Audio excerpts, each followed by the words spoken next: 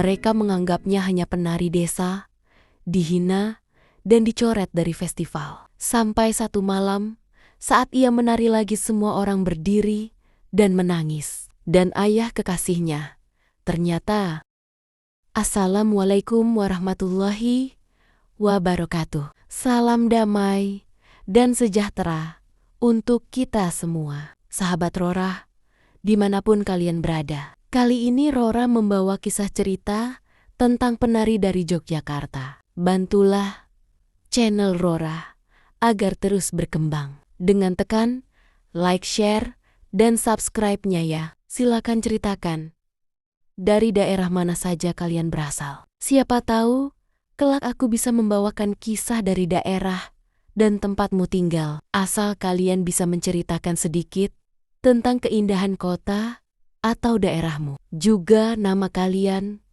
akan aku sentil pada episode berikutnya apabila nama kota kalian terpilih dalam kisah dan drama Aurora berikutnya. Juga jangan lupa untuk senggol loncengnya agar tidak ketinggalan dengan kisah-kisah diari Aurora lainnya. Aku doakan semoga teman-teman semua selalu diberi kesehatan, kelancaran bisnis, usaha, dan rezeki yang melimpah buat kalian semua. Amin.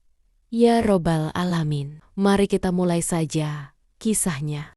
Lampu panggung Taman Budaya Yogyakarta perlahan meredup, menyisakan cahaya keemasan yang jatuh lembut di lantai kayu. Suara gamelan mengalun pelan, seperti napas panjang dari masa lalu yang masih hidup. Penonton mulai hening. Di tengah panggung, seorang gadis berdiri. Namanya Zahwa. Tubuhnya ramping, wajahnya ayu dengan garis khas Jawa yang lembut. Rambutnya disanggul sederhana, dihiasi bunga melati yang masih segar. Selendang merah marun melingkar di lengannya, jatuh perlahan seperti aliran sungai yang tenang. Ketika tabuhan kendang pertama berbunyi, Zahwa bergerak pelan, anggun. Setiap gerakan tangannya seolah berbicara. Jemarinya menari di udara, membentuk garis-garis halus yang tak kasat mata. Langkah kakinya ringan,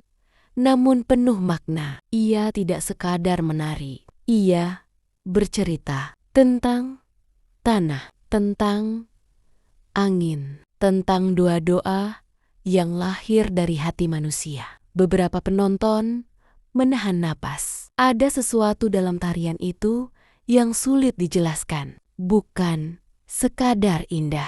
Ada ketulusan yang terasa nyata. Di barisan kursi penonton bagian tengah, seorang pemuda duduk sedikit membungkuk ke depan. Matanya tak pernah lepas dari panggung. Namanya Angga. Ia sebenarnya tidak berencana datang ke pertunjukan itu. Sore tadi, ia hanya bergelenjelan di Malioboro, mencoba menikmati malam Yogyakarta sebelum kembali ke Jakarta esok hari. Seorang temannya menyarankan acara tari di Taman Budaya. Lumayan buat lihat budaya Jogja, kata temannya. Angga datang tanpa harapan apapun. Namun sekarang, ia bahkan lupa pada sekelilingnya. Yang ia lihat hanya satu orang, Zahwa. Gerakan Zahwa tidak mewah seperti penari profesional yang sering tampil di televisi. Tidak pula penuh teknik yang dipamerkan. Namun ada sesuatu yang membuat Angga tak bisa berpaling. Setiap gerakan Zahwa terasa jujur. Seolah ia tidak menari untuk penonton. Ia menari karena hatinya memang ingin menari. Tabuhan gamelan semakin cepat. Zahwa berputar perlahan. Selendangnya melayang, mengikuti arah tubuhnya. Lampu panggung memantulkan bayangan lembut di lantai. Sesaat, seluruh ruangan terasa seperti berhenti. Ketika musik berhenti, Zahwa menunduk perlahan, hening. 1 detik, 2 detik. Lalu tepuk tangan meledak di seluruh ruangan. Penonton berdiri, beberapa bahkan bersiul kagum. Namun Zahwa hanya tersenyum tipis. Ia menangkupkan tangan di depan dada, memberi hormat kepada penonton. Bagi Zahwa, tepuk tangan bukanlah tujuan. Yang penting, tariannya sudah selesai. Ia melangkah perlahan, meninggalkan panggung bersama para penari lain. Lampu mulai redup, namun keramaian justru semakin hidup di belakang panggung. Wartawan datang dengan kamera. Beberapa juru foto mencoba mencari sudut terbaik. Zahwa, boleh wawancara sebentar? Mas, foto satu kali lagi ya. Gerakan tadi luar biasa. Zahwa tampak sedikit canggung di tengah keramaian itu. Ia tersenyum sopan, menjawab pertanyaan dengan suara lembut. Terima kasih. Saya hanya menari seperti biasa. Latihannya berapa lama? Sejak kecil. Mas, siapa yang mengajarkan? Almarhum bapak saya. Dulu penari juga. Di antara kerumunan itu, Angga berdiri agak jauh. Ia tidak mendekat, tidak pula mencoba ikut mengambil foto. Ia hanya memperhatikan. Ada sesuatu dalam diri Zahwa yang membuatnya ingin berhati-hati. Seolah gadis itu bukan seseorang yang pantas diserbu begitu saja. Waktu berjalan, satu persatu. Wartawan mulai pergi. Lampu-lampu panggung mulai dimatikan. Keramaian perlahan surut. Akhirnya, hanya tersisa beberapa orang di sekitar panggung. Zahwa duduk sebentar di kursi kayu dekat ruang ganti. Ia membuka selendangnya dan mengusap peluh di dahinya. Baru saat itulah Angga melangkah mendekat. Langkahnya pelan. Maaf, Zahwa menoleh. Matanya tenang. Iya, Mas. Angga sedikit gugup. Ia tidak terbiasa merasa seperti ini. Rianmu membuatku lupa waktu. Zahwa tersenyum kecil. Terima kasih. Angga sempat terdiam beberapa detik. Ia merasa kalimat yang ingin ia katakan terlalu banyak. Namun, tak satu pun terasa tepat. Akhirnya, ia mengulurkan tangan. Aku, Angga. Zahwa menatap tangan itu sebentar, lalu menjabatnya dengan lembut. Zahwa. Tak ada kalimat lanjutan. Angin malam masuk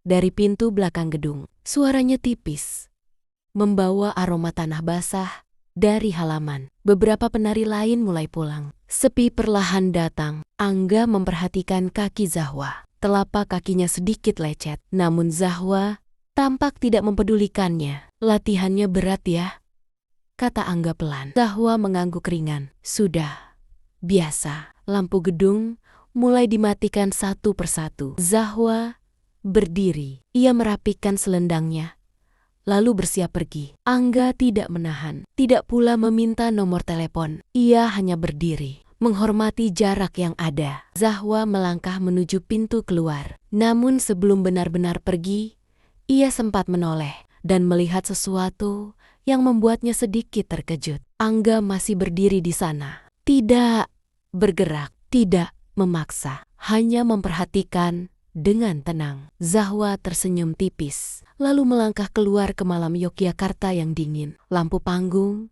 akhirnya padam sepenuhnya. Gedung menjadi sunyi. Namun bagi Angga, malam itu terasa berbeda. Ia tahu satu hal dengan jelas. Ia baru saja melihat sesuatu yang jarang ada di dunia ini. Kejujuran. Dan entah kenapa, ia merasa ia tidak ingin kehilangan jejaknya begitu saja. Beberapa hari setelah pertunjukan itu, Angga masih memikirkan Zahwa. Anehnya, bukan hanya tarian itu yang tinggal di kepalanya, tapi cara Zahwa berdiri, cara ia menjawab pertanyaan wartawan dengan tenang, dan cara ia melangkah pergi tanpa mencoba menjadi pusat perhatian. Sederhana, terlalu sederhana untuk dunia yang biasa Angga kenal. Pagi itu, Angga kembali ke Taman Budaya Yogyakarta. Ia bertanya kepada salah satu petugas panggung tentang Zahwa. Penari yang kemarin itu?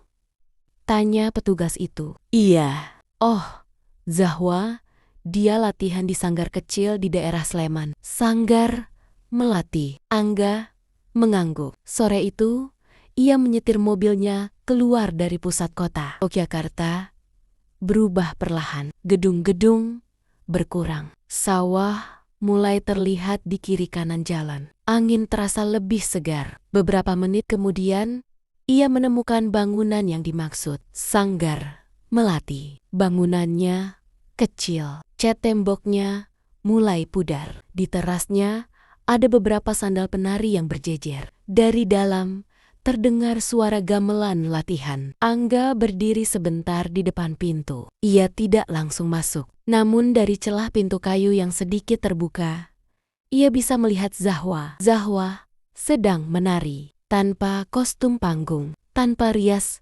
wajah, hanya mengenakan kaos latihan sederhana dan kain jarik yang dililit di pinggang. Namun justru di situ keindahannya terasa lebih nyata. Keringat membasahi dahinya. Gerakannya lebih kuat, lebih bebas. Seolah panggung megah kemarin tidak pernah ada. Angga tanpa sadar tersenyum. Salah satu penari lain melihatnya di pintu. "Mas, cari siapa?" Zahwa berhenti menari. Ia menoleh dan sedikit terkejut melihat Angga. "Mas, Angga." Angga tertawa kecil. "Maaf, aku ganggu latihan ya." Zahwa menggeleng. "Tidak apa-apa." Latihan selesai.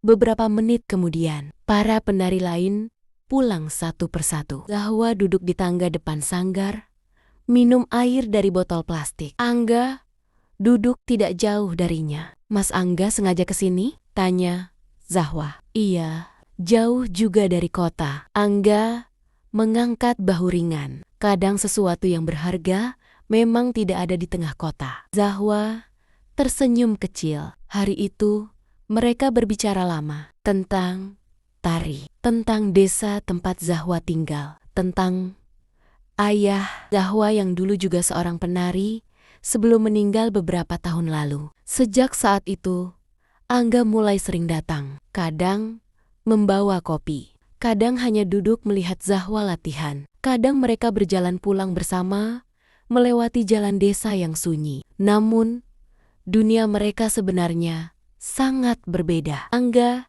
adalah anak tunggal keluarga pengusaha besar di Jakarta. Ayahnya memiliki perusahaan properti yang proyeknya tersebar di berbagai kota. Sedangkan Zahwa hidup sederhana bersama ibunya yang bekerja menjahit di rumah. Namun perbedaan itu tidak pernah terasa berat bagi mereka. Setidaknya, sampai suatu hari, malam itu Angga pulang ke Jakarta untuk menghadiri makan malam keluarga. Rumah keluarganya di kawasan elit Jakarta Selatan tampak seperti biasa. Lampu kristal menyala terang. Meja makan panjang dipenuhi hidangan. Ayah Angga duduk di ujung meja. Pria itu dikenal dingin, tegas, dan jarang tersenyum. "Bagaimana Yogyakarta?" tanyanya. "Baik." Ibunya ikut bertanya. "Kamu kelihatan betah di sana." Angga mengangguk. "Aku kenal seseorang di sana." Ibunya tersenyum ringan. "Siapa?" "Siapa?" "Seorang penari." Ayahnya berhenti makan. Sendok di tangannya berhenti di udara. "Penari?" Angga mengangguk. "Namanya Zahwa." Ayahnya tertawa pendek. Bukan tawa senang, tawa meremehkan. "Penari apa?" "Tari tradisional." Ibunya mencoba menenangkan suasana. "Mungkin dia seniman." "Ya." Namun ayah Angga sudah menggeleng pelan. "Angga, kamu ini anak tunggal keluarga ini." Ia menatap Angga tajam. "Masa depanmu bukan dihabiskan mengejar penari desa." Angga mulai tidak nyaman. Dia bukan seperti yang ayah pikir. Ayahnya bersandar di kursi. "Lalu, seperti apa?" Angga mencoba menjelaskan. "Dia berbakat. Dia serius dengan tari. Dia..." Ayahnya memotong dengan suara dingin. "Dia miskin." Kata itu jatuh begitu saja di meja makan. Seperti pisau. Angga terdiam. Ibunya diam. Ayah Angga melanjutkan. "Orang seperti itu biasanya hanya mencari jalan naik." Angga menatap ayahnya tidak percaya. Ayah bahkan belum pernah bertemu dia. "Ayah tidak perlu." Ayahnya meletakkan sendok dengan suara pelan. "Perempuan dari desa yang dekat dengan anak pengusaha besar. Cerita seperti itu sudah terlalu sering." Angga berdiri dari kursinya. "Zahwa tidak seperti itu." ayahnya ikut berdiri. Semua orang terlihat tulus sebelum mereka mendapatkan apa yang mereka inginkan. Kata-kata itu terasa seperti tamparan. Angga tidak menjawab lagi. Ia pergi dari meja makan. Namun percakapan itu tidak berhenti di situ. Beberapa hari kemudian, ketika Angga kembali ke Yogyakarta, sesuatu mulai berubah. Sanggar tempat Zahwa latihan tibi-teba kehilangan salah satu sponsor kecil mereka. Beberapa bantuan dana yang biasanya datang tiap bulan mendadak berhenti. Pemilik sanggar tampak bingung. Namun Zahwa tidak tahu satu hal. Semua itu terjadi setelah ayah Angga membuat satu telepon. Suatu sore, Zahwa dan Angga duduk di pinggir sawah dekat desa. Angin sore berhembus pelan. Zahwa memandang jauh ke arah gunung. Mas Angga, iya, keluargamu. Mereka tahu tentang aku? Angga terdiam beberapa detik. Iya. Zahwa tersenyum kecil. Dan mereka tidak suka, ya? Angga tidak menjawab. Namun Zahwa sudah mengerti. Ia menunduk sebentar. Ada rasa kecil yang menyelinap di dalam dadanya. Seolah ia baru saja diingatkan tentang posisinya di dunia ini. Hanya penari desa. Namun, setelah beberapa detik, Zahwa mengangkat kepalanya lagi. Matanya tidak lagi redup. Justru ada sesuatu yang baru di sana. Mas Angga, katanya pelan, aku mungkin cuma penari desa. Angin sore meniup selendang yang ia kenakan. Namun, suaranya tetap tenang. Tapi aku tidak menari untuk membuat orang kaya senang. Ia menatap Angga. Aku menari karena ini hidupku. Angga menatapnya lama. Zahwa mungkin terlihat lembut. Namun di dalam dirinya ada sesuatu yang sangat kuat. Sesuatu yang tidak akan mudah dipatahkan. Musim kemarau mulai datang di Yogyakarta. Langit biru tampak lebih terang dari biasanya. Dan angin dari arah Merapi membawa udara yang kering namun hangat. Di sanggar melati, latihan berlangsung lebih sibuk dari hari-hari sebelumnya. Hari itu semua penari tampak bersemangat sebab sebuah kabar besar baru saja datang. Festival Tari Nusantara. Acara itu adalah salah satu festival seni terbesar yang diadakan setiap tahun di Yogyakarta. Penari dari berbagai daerah datang untuk tampil. Dan tahun ini, Sanggar Melati mendapat undangan. Pemilik sanggar, Bu Ratna, berdiri di tengah ruangan dengan wajah berbinar. Ini kesempatan besar untuk kita, katanya. Para penari saling berbisik antusias. Namun ketika Bu Ratna menyebut satu nama sebagai penari utama, semua mata langsung menoleh. Zahwa sedikit terkejut. Aku, Bu Ratna mengangguk. Gerakanmu paling matang, dan penonton sudah mulai mengenalmu dari pertunjukan di Taman Budaya kemarin. Beberapa penari lain ikut tersenyum bangga. Zahwa pasti bisa. Ini kesempatanmu. Zahwa menunduk sebentar. Ada rasa hangat yang mengalir di dadanya. Bukan karena ingin terkenal, namun karena ini adalah panggung yang selalu ia impikan sejak kecil. Panggung besar. Panggung yang dihormati oleh para seniman tari. Malam itu Zahwa pulang ke rumah dengan langkah ringan. Ibunya sedang duduk di ruang depan, menjahit di bawah lampu kecil. Bu, kata Zahwa pelan. Ibunya menoleh. Ada apa, Enduk? Aku dipilih tampil di Festival Tari Nusantara. Jarum jahit ibunya berhenti. Matanya membesar. Serius? Zahwa mengangguk. Ibunya tersenyum, namun matanya perlahan berkaca-kaca. Ayahmu pasti bangga kalau melihat ini. Zahwa juga tersenyum. Ia menatap foto ayahnya yang tergantung di dinding ruang tamu. Seorang pria dengan wajah lembut, mengenakan kostum tari klasik Jawa. Sejak kecil, ayahnya selalu berkata satu hal, menarilah bukan untuk dilihat orang, tapi supaya hatimu tetap hidup. Dan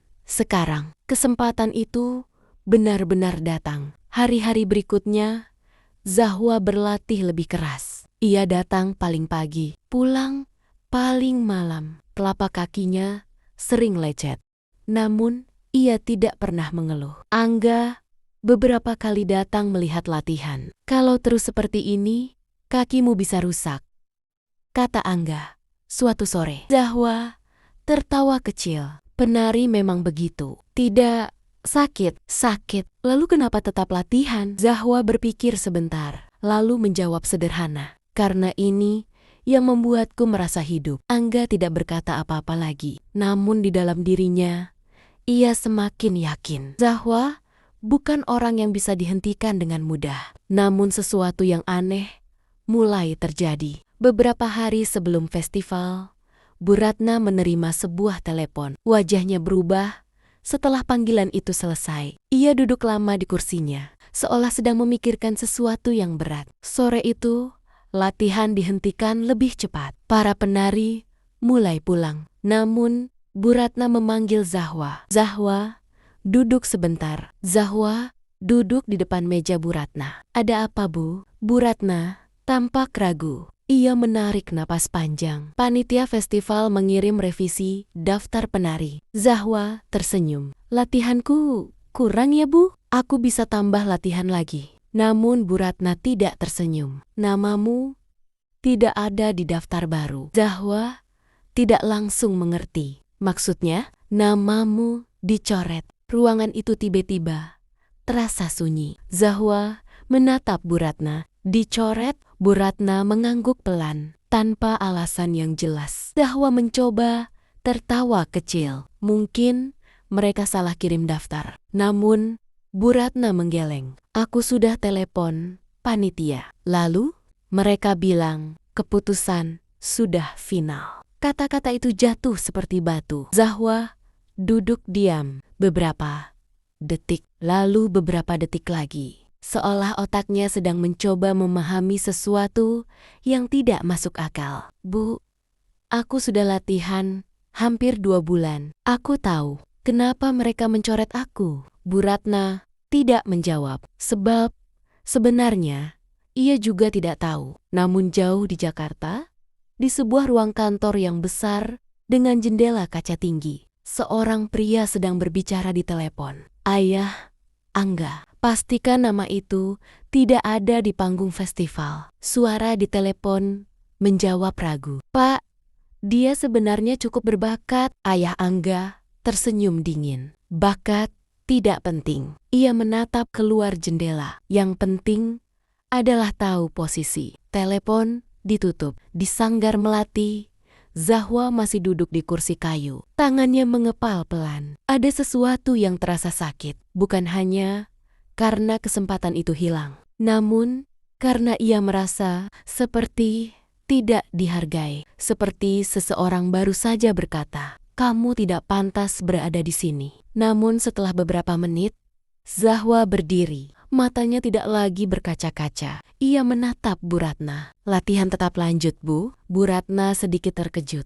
Kamu tidak ingin istirahat dulu? Zahwa menggeleng. Aku tidak menari untuk festival. Ia mengambil selendangnya dan berdiri di tengah ruangan latihan. Kalau panggung besar tidak mau menerimaku. Zahwa menarik napas panjang. Aku tetap akan menari. Di luar ruangan, senja mulai turun. Dan di tengah lantai sanggar kecil itu, Zahwa mulai menari lagi. Beberapa hari setelah namanya dicoret dari Festival Tari Nusantara, suasana di Sanggar Melati terasa berbeda. Tidak ada yang mengatakan apa-apa secara langsung. Namun, semua orang tahu kesempatan besar itu hilang. Latihan tetap berjalan, tetapi terasa lebih sunyi. Beberapa penari bahkan terlihat marah. Ini tidak adil, bisik salah satu dari mereka suatu sore. Zahwa yang paling siap. Kenapa malah dia yang dicoret? Zahwa mendengar semuanya. Namun ia tidak pernah menjawab. Ia tetap datang setiap pagi. Tetap latihan. Tetap menari. Seolah tidak ada yang berubah. Namun Angga bisa melihat sesuatu yang berbeda. Sore itu, ia datang ke sanggar seperti biasa. Namun, Zahwa sudah selesai latihan dan sedang duduk di tangga depan. Selendangnya terlipat di pangkuannya. Matanya memandang ke arah sawah yang mulai menguning. Angga duduk di sampingnya. Kamu tidak cerita apa-apa. Zahwa tersenyum kecil. Mau cerita apa? Festival itu. Zahwa menarik napas pelan. Kadang, panggung memang memilih orang lain. Angga menggeleng. Bukan begitu. Zahwa menoleh. Maksudnya,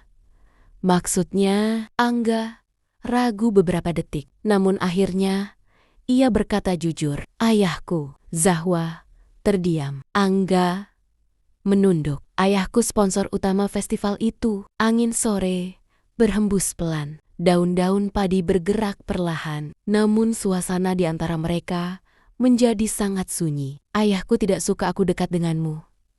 Lanjut Angga pelan. Zahwa masih diam. Ayahku mungkin membuat telepon ke panitia. Kata-kata itu jatuh begitu saja. Tidak keras, namun cukup untuk menghancurkan sesuatu di dalam hati Zahwa. Beberapa detik berlalu. Zahwa akhirnya tertawa kecil. Tawa yang aneh, bukan tawa bahagia. Jadi, begitu. Angga menatapnya. Zahwa berdiri. Ia berjalan beberapa langkah ke depan, lalu berbalik menatap Angga. Matanya tidak marah, namun ada sesuatu yang jauh lebih menyakitkan. Kesadaran, Mas Angga, katanya pelan. Aku ini apa di mata keluargamu? Angga tidak langsung menjawab. Zahwa tersenyum tipis. Penari desa yang tidak tahu tempat. Angga berdiri. Bukan begitu. Lalu bagaimana? Angga mencoba mendekat. Namun Zahwa mundur satu langkah. Ayahmu benar, katanya pelan. Angga terdiam. Zahwa melanjutkan. Aku memang cuma penari desa. Ia menatap kedua tangannya sendiri. Tangan yang selama ini ia gunakan untuk menari. Tanganku tidak pernah memegang kontrak perusahaan. Kakiku tidak pernah berjalan di lantai marmer. Suaraku tidak pernah berbicara di ruang rapat besar. Ia menatap Angga lagi. Aku cuma menari. Angga menggeleng. Zahwa, aku tidak pernah melihatmu seperti itu. Tapi keluargamu melihat. Angga terdiam. Kata-kata itu tidak bisa ia bantah. Zahwa menarik napas panjang, namun suaranya tetap tenang. Mas Angga, aku tidak marah. Itu justru lebih menyakitkan. Angga berharap Zahwa marah, berteriak, menangis. Namun Zahwa hanya berdiri dengan tenang. Aku hanya baru sadar satu hal. Apa? Zahwa menatap langit senja. Dunia kita memang berbeda. Angga melangkah mendekat lagi. Perbedaan itu tidak penting. Namun Zahwa menggeleng. Penting. Ia tersenyum kecil. Karena dunia Mas Angga bisa menghentikan panggungku hanya dengan satu telepon. Kata-kata itu menghantam keras. Angga tidak bisa menjawab. Zahwa melanjutkan dengan suara lembut. Kalau aku terus dekat denganmu, ia berhenti sebentar. Akan selalu ada seseorang yang merasa aku harus disingkirkan. Angga menggeleng cepat. Aku bisa melawan ayahku. Zahwa menatapnya lama. Matanya teduh, namun kata-katanya pelan dan tajam. Mas Angga, kamu bisa melawan ayahmu. Tapi aku tidak ingin hidup sebagai alasan pertengkaran keluargamu. Angga merasa dadanya sesak. Jadi kamu ingin kita berhenti? Zahwa tidak langsung menjawab. Beberapa detik, ia hanya memandang sawah yang luas di depan mereka. Lalu ia berkata pelan, kadang sesuatu yang indah harus berhenti sebelum berubah menjadi luka. Angga menatapnya tidak percaya. Kamu menyerah begitu saja? Zahwa menggeleng. Aku tidak menyerah. Ia mengangkat selendangnya. Selendang merah yang selalu ia gunakan saat menari. Aku hanya memilih tetap berdiri. Angga terdiam. Zahwa tersenyum tipis. Mas Angga. Mas Angga. Iya? Oh iya, terima kasih sudah pernah datang melihat aku menari. Ia menunduk sedikit, lalu berbalik berjalan menuju rumahnya. Langkahnya pelan, namun tidak ragu. Angga berdiri di tempatnya, tidak mengejar, tidak memanggil, sebab untuk pertama kalinya dalam hidupnya, ia merasa benar-benar kalah.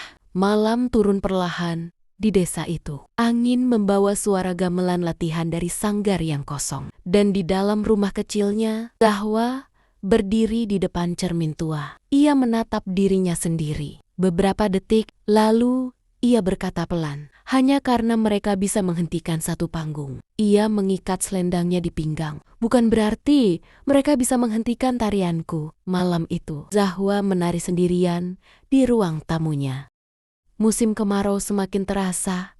Di desa itu, rumput di pinggir jalan mulai menguning. Sawah-sawah tampak lebih kering dari biasanya. Angin sore membawa debu halus yang berputar pelan di jalan tanah. Namun sanggar melati masih berdiri seperti biasa. Pintu kayunya tetap terbuka setiap pagi. Dan di dalamnya, Zahwa masih menari. Seolah tidak ada yang berubah. Namun, sebenarnya semuanya berubah. Sejak namanya dicoret dari Festival Tari Nusantara, undangan tampil dari acara besar hampir tidak pernah datang lagi. Beberapa panitia acara bahkan mendadak membatalkan undangan yang sudah pernah mereka bicarakan sebelumnya. Bu Ratna tahu sesuatu sedang terjadi, namun ia tidak pernah mengatakan apa-apa pada Zahwa. Zahwa pun tidak pernah bertanya. Ia hanya terus menari. Suatu sore, seorang kepala dusun datang ke sanggar. Ia mengenakan kemeja sederhana dan sandal jepit. Bu Ratna, katanya ramah, desa kami minggu depan ada acara sedekah bumi. Bu Ratna tersenyum. Oh ya? Oh ya, kami ingin ada pertunjukan tari. Bu Ratna mengangguk. Kami bisa kirim beberapa penari. Pria itu menoleh ke arah Zahwa yang sedang merapikan selendangnya. Kalau boleh, Zahwa yang menari. Zahwa sedikit terkejut. Aku, pria itu, tersenyum. Iya, saya pernah lihat kamu menari di Taman Budaya waktu itu. Zahwa menunduk sopan. Terima kasih. Itu bukan panggung besar. Tidak ada lampu panggung yang megah. Tidak ada wartawan. Tidak ada festival. Hanya halaman desa dengan panggung sederhana dari papan kayu. Malam itu, warga desa berkumpul di sekitar panggung. Anak-anak duduk di depan. Orang tua berdiri di belakang. Lampu-lampu bohlam digantung di tiang bambu. Ketika musik gamelan mulai dimainkan, Zahwa melangkah ke panggung. Angin malam berhembus pelan. Selendangnya bergerak lembut. Namun sesuatu terasa berbeda. Gerakan Zahwa malam itu lebih dalam, lebih kuat, lebih hidup. Setiap putaran tubuhnya terasa seperti cerita tentang kehilangan, tentang luka, tentang seseorang yang tetap berdiri meskipun dunia mencoba menjatuhkannya. Penonton terdiam, bahkan anak-anak kecil yang biasanya ribut ikut terpaku. Seorang pemuda di antara penonton diam-diam mengangkat ponselnya. Ia mulai merekam tariannya, gerakannya, patatua, ekspresinya. Video itu kemudian ia unggah ke media sosial malam itu juga. Judulnya sederhana. Penari desa yang menari seperti hatinya sedang berbicara. Zahwa tidak tahu apa-apa tentang video itu. Ia hanya pulang setelah pertunjukan selesai. Seperti biasa, membantu ibunya membereskan dapur, lalu duduk di teras rumah kecil mereka. Ibunya membawa 2 cangkir teh hangat. Kamu kelihatan lebih kuat sekarang, kata ibunya pelan. Zahwa tersenyum kecil. Mungkin karena sekarang aku tidak punya apa-apa lagi untuk ditakutkan. Ibunya menatapnya lama. Kamu masih mencintai menari kan? Zahwa mengangguk. Lebih dari sebelumnya. Sementara itu, ratusan kilometer dari desa itu, Angga sedang duduk sendirian di apartemennya di Jakarta. Di depannya ada laptop yang menyala. Ia sedang menonton sebuah video. Video Zahwa menari di panggung desa. Ia menonton sampai selesai, lalu memutarnya lagi. Dan lagi, dadanya terasa berat. Namun, bukan karena sedih, melainkan karena kagum. Zahwa tidak berhenti. Zahwa tidak menyerah. Justru semakin bersinar. Pintu apartemennya tiba-tiba terbuka. Ayahnya masuk. Jadi kamu benar-benar keluar dari kantor? Angga menutup laptopnya. Iya, Ayahnya menatapnya tajam. Kamu meninggalkan perusahaan keluarga hanya karena seorang penari? Angga berdiri. Bukan. Lalu? Karena aku baru sadar sesuatu. Ayahnya menyilangkan tangan. Apa itu? Angga menatap ayahnya langsung. Bahwa dunia yang ayah bangun terlalu kecil. Ruangan itu menjadi sunyi. Ayahnya tertawa dingin. Dunia bisnis tidak dibangun dengan perasaan. Angga menggeleng. Dan dunia seni tidak bisa dihancurkan dengan uang. Ayahnya menatapnya tajam. Kamu pikir kamu bisa mengubah apa? Angga menjawab tenang. Tidak. Ia mengambil jaketnya. Tapi aku bisa membangun sesuatu yang baru. Angga keluar dari apartemen malam itu. Tanpa mobil mewah. Tanpa jabatan. Tanpa perlindungan keluarga. Namun untuk pertama kalinya dalam hidupnya, ia merasa benar-benar bebas. Di desa kecil itu, Zahwa sedang berdiri di halaman rumahnya. Angin malam meniup rambutnya pelan. Ia menatap langit penuh bintang, lalu berkata pelan pada dirinya sendiri. Kalau panggung besar menutup pintunya, Zahwa mengangkat tangannya perlahan, seolah memulai sebuah tarian yang tidak terlihat. Aku akan menari dimanapun bumi memberi ruang. Dan malam itu, api di dalam diri Zahwa tidak pernah padam. Beberapa minggu berlalu sejak Zahwa menari di panggung desa itu. Hari-harinya kembali berjalan seperti biasa. Pagi hari membantu ibunya di rumah. Siang hari latihan di sanggar melati. Malam hari kadang menari di acara desa lain. Tidak ada panggung besar, tidak ada festival megah. Namun Zahwa tidak pernah mengeluh. Justru ada sesuatu yang terasa lebih hidup dalam setiap gerakannya. Ia menari bukan untuk siapapun. Ia menari karena itu adalah bagian dari dirinya. Namun tanpa Zahwa sadari, sesuatu sedang terjadi di luar desa itu. Video yang direkam pemuda desa malam itu mulai menyebar. Awalnya hanya beberapa ratus orang yang menonton, lalu beberapa ribu. Kemudian puluhan ribu. Orang-orang mulai membagikan video itu dengan berbagai komentar. Gerakannya sederhana, tapi terasa banget ada rasa yang dalam. Ini tari yang jujur. Beberapa orang bahkan menulis kalimat yang sama berulang-ulang. Kenapa penari seperti ini tidak ada di panggung besar? Di Jakarta, Angga melihat semua itu. Ia duduk di sebuah kafe kecil bersama dua temannya, Bima dan Farid. Laptop mereka terbuka di atas meja. Di layar terlihat video Zahwa yang sedang menari di panggung desa. Jumlah penontonnya terus naik. Bima menggeleng kagum. Ini gila.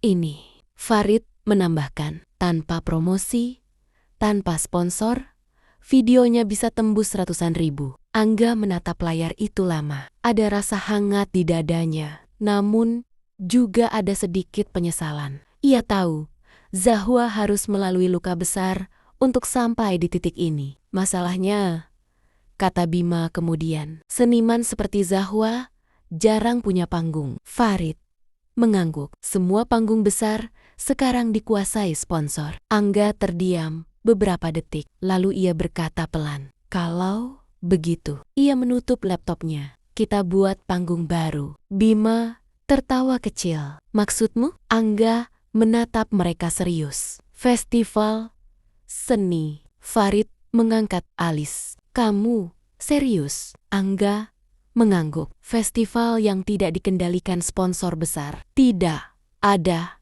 elit. Tidak ada permainan koneksi. Hanya seni yang jujur. Bima bersandar di kursinya. Itu ide bagus, tapi mahal. Angga tersenyum tipis. Aku punya tabungan. Farid masih terlihat ragu. Dan kamu yakin orang akan datang? Angga menjawab tenang. Kalau orang bisa menonton Zahwa menari di desa lewat video, ia berhenti sebentar. Mereka pasti mau datang melihatnya langsung. Beberapa minggu kemudian, sebuah poster sederhana mulai muncul di media sosial. Tidak ada logo perusahaan besar, tidak ada sponsor utama, hanya tulisan sederhana. Festival Seni Rakyat Yogyakarta. Panggung untuk seni yang jujur. Poster itu menyebar cepat di kalangan komunitas seni. Seniman, jalanan, musisi, indie, penari tradisional, pelukis, banyak yang tertarik, banyak juga yang penasaran. Di Sanggar Melati,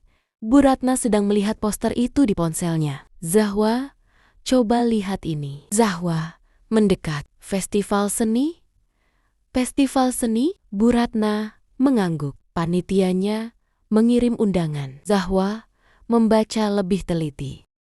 Nama penanggung jawab acara itu tertulis di bawah poster. Angga. Zahwa terdiam. Beberapa detik Bu Ratna menatapnya. Kamu kenal dia kan? Zahwa mengangguk pelan. Iya, dia ingin kamu tampil. Zahwa menatap layar ponsel itu lagi. Hatinya terasa campur aduk. Ada kenangan di sana. Ada luka. Namun juga ada rasa hangat yang belum benar-benar hilang. Kalau kamu tidak nyaman, kita bisa menolak, kata Bu Ratna lembut. Zahwa tidak langsung menjawab. Ia berjalan keluar sanggar. Angin sore bertiup pelan di halaman. Suara burung terdengar dari pepohonan. Zahwa memandang langit yang mulai berubah warna. Ia teringat satu hal. Kalimat yang pernah ia katakan pada dirinya sendiri malam itu. Kalau panggung besar menutup pintunya, aku akan menari dimanapun bumi memberi ruang. Zahwa kembali masuk ke dalam sanggar. Ia menatap Bu Ratna. Bu, iya, aku akan tampil. Bu Ratna tersenyum. Sementara itu, di sebuah ruang kantor kecil di Yogyakarta, Angga sedang berdiri di depan jendela. Persiapan festival berjalan cepat. Panggung sedang dibangun. Lampu dipasang. Kursi penonton disusun. Bima masuk ke ruangan itu sambil membawa beberapa berkas. Seniman yang daftar sudah lebih dari 100. Farid ikut masuk. Dan tiket yang sudah dipesan juga lumayan. Angga tersenyum kecil. Namun di dalam hatinya ada satu hal yang paling ia tunggu. Zahwa. Beberapa hari kemudian, sebuah pesan masuk ke ponselnya. Dari Bu Ratna. Zahwa bersedia tampil. Angga membaca pesan itu 2 kali. Lalu ia tersenyum. Bukan senyum kemenangan, namun senyum seseorang yang tahu bahwa sebuah panggung baru akhirnya akan benar-benar hidup.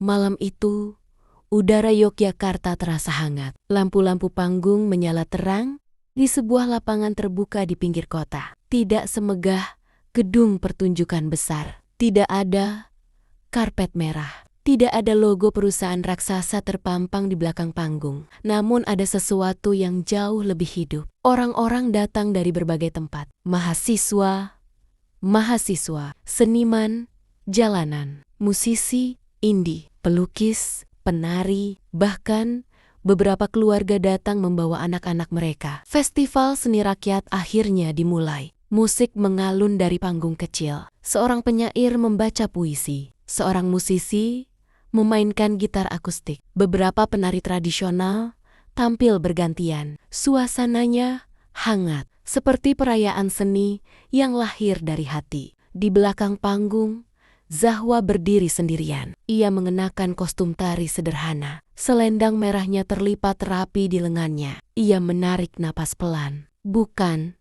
gugup, namun seperti seseorang yang sedang mengingat perjalanan panjang. Dari panggung megah ke luka,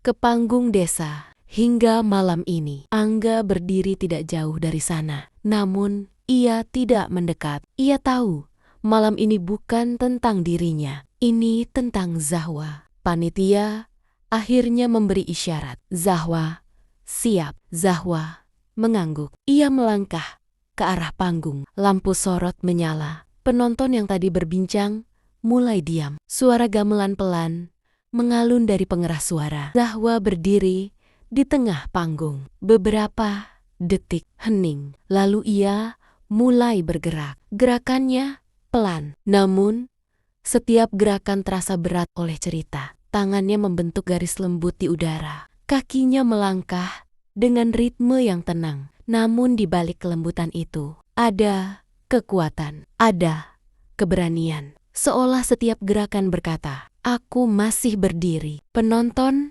terdiam. Beberapa orang bahkan lupa mengangkat ponsel mereka. Namun sebagian lain mulai merekam. Video demi video mulai diambil. Seseorang melakukan siaran langsung di media sosial. Komentar mulai berdatangan. Awalnya hanya beberapa, lalu semakin banyak. Sementara Zahwa terus menari. Putaran tubuhnya semakin cepat. Selendangnya melayang mengikuti gerakannya. Ekspresinya berubah dari lembut menjadi kuat, menjadi penuh perasaan. Tarian itu seperti cerita hidupnya sendiri, tentang luka yang tidak mematahkan, tentang dunia yang mencoba menjatuhkan, tentang seseorang yang tetap memilih berdiri. Ketika musik berhenti, Zahwa menunduk, hening. 1 detik, 2 detik, lalu seluruh penonton berdiri. Tepuk tangan meledak. Beberapa orang bersiul, beberapa bahkan berteriak kagum. Namun yang lebih mengejutkan terjadi beberapa menit kemudian. Video tarian itu menyebar di media sosial dengan sangat cepat. Komentar mulai membanjiri. Ini luar biasa. Aku merinding nonton ini. Tariannya seperti bercerita tentang kehidupan. Kenapa penari seperti ini tidak ada di televisi? Ini seni yang jujur. Jumlah penonton video terus naik. Puluhan ribu, ratusan ribu, lalu jutaan. Beberapa akun seni besar mulai membagikan video itu. Media online mulai menulis artikel singkat. Penari desa menggetarkan festival seni rakyat. Zahwa, penari tradisional yang viral karena ketulusannya. Telepon Angga mulai berdering tanpa henti. Pesan masuk bertubi-tubi. Bima datang sambil tertawa. Angga, ini gila. Farid menunjukkan layar ponselnya. Videonya sudah tembus 1 juta penonton. Namun yang lebih mengejutkan datang kemudian. Beberapa email mulai masuk. Perusahaan, media, penyelenggara, festival seni, produser, acara budaya. Salah satu pesan bahkan datang dari perusahaan sponsor besar. Kami tertarik menjadikan Zahwa wajah kampanye budaya kami. Pesan lain menyusul.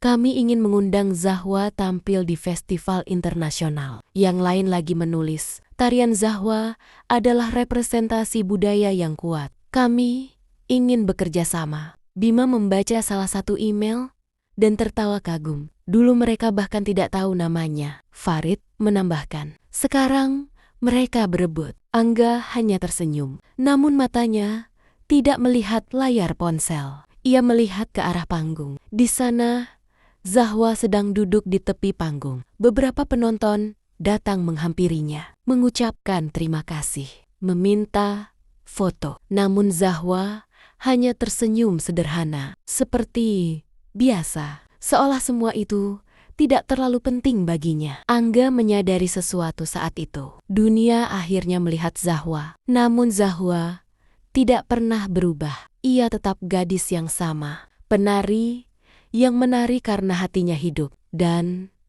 malam itu, seluruh dunia akhirnya mulai mendengar tarian Zahwa.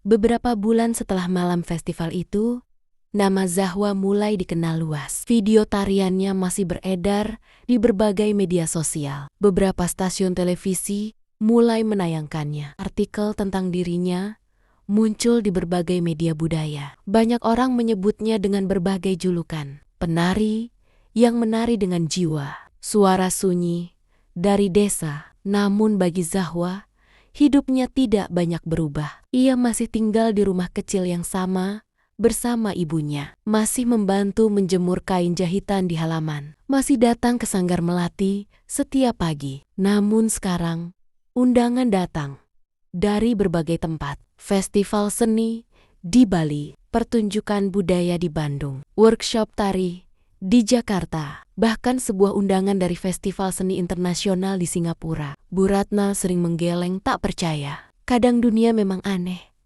Katanya suatu pagi, yang dulu tidak dianggap, sekarang dicari. Zahwa hanya tersenyum. Baginya, yang paling penting bukanlah semua itu.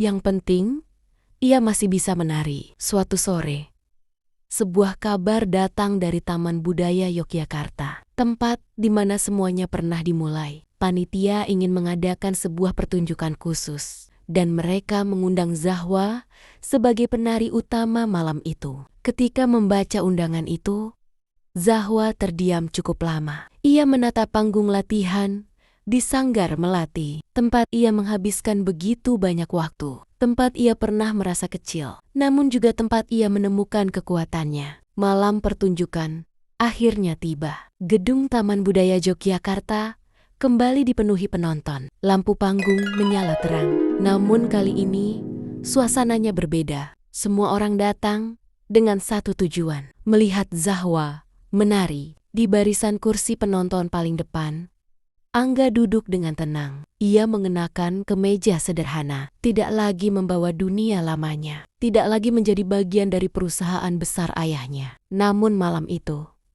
seseorang duduk di kursi di sebelahnya. Ayahnya. Pria itu datang tanpa banyak bicara. Ia hanya duduk diam. Sejak awal pertunjukan dimulai, lampu panggung perlahan meredup. Suara gamelan mulai mengalun. Lalu Zahwa melangkah ke panggung. Sejenak seluruh ruangan menjadi sunyi. Gerakannya dimulai perlahan. Seperti malam pertama, Angga melihatnya menari. Namun ada sesuatu yang berbeda sekarang. Zahwa tidak lagi menari sebagai gadis desa yang mencoba membuktikan dirinya. Ia menari sebagai seseorang yang telah melewati luka, yang telah jatuh, namun memilih bangkit. Setiap gerakan tangannya terasa lebih hidup. Setiap langkah kakinya terasa lebih kuat. Selendang merahnya berputar, mengikuti gerakannya. Ekspresinya tenang, namun matanya memancarkan sesuatu yang dalam. Penonton terdiam. Beberapa orang terlihat menahan napas. Ayah Angga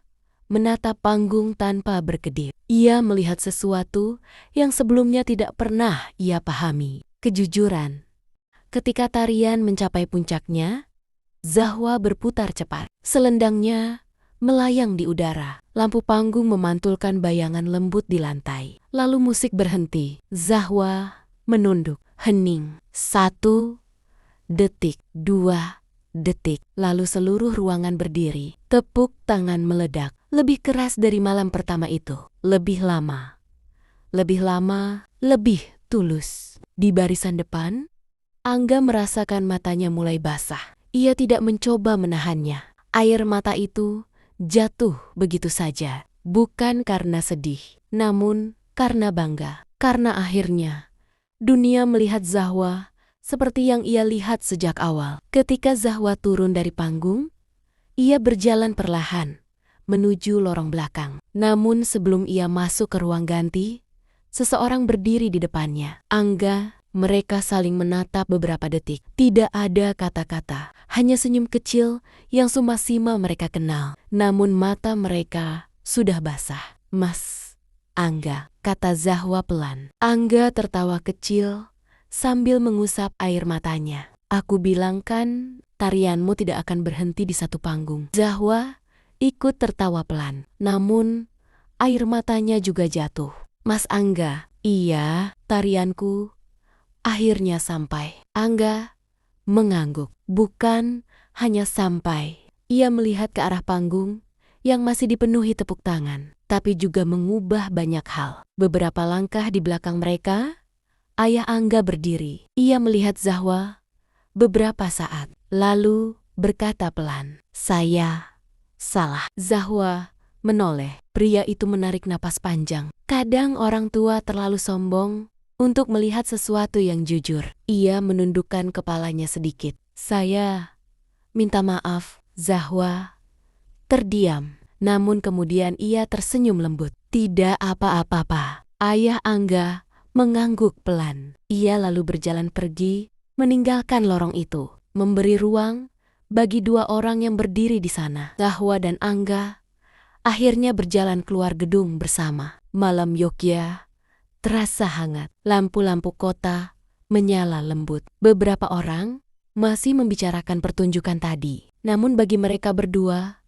dunia terasa sunyi. Angga berhenti berjalan. Zahwa, iya, ada satu hal yang belum pernah aku katakan. Zahwa menatapnya. Apa? Angga tersenyum. Malam pertama aku melihatmu menari. Ia menarik napas pelan. Aku tahu hidupku tidak akan sama lagi. Zahwa tertawa kecil. Mas Angga selalu terlalu puitis. Angga menggeleng. Aku serius. Zahwa menatapnya beberapa detik, lalu berkata pelan, kalau begitu, jangan pernah berhenti datang melihat aku menari. Angga tersenyum. Tidak akan. Angin malam berhembus pelan di halaman Taman Budaya, dan di bawah langit Yogyakarta yang penuh bintang, seorang penari desa akhirnya berdiri di panggung yang pantas untuknya. Bukan karena dunia memberinya tempat, namun karena ia tidak pernah berhenti menari. Dan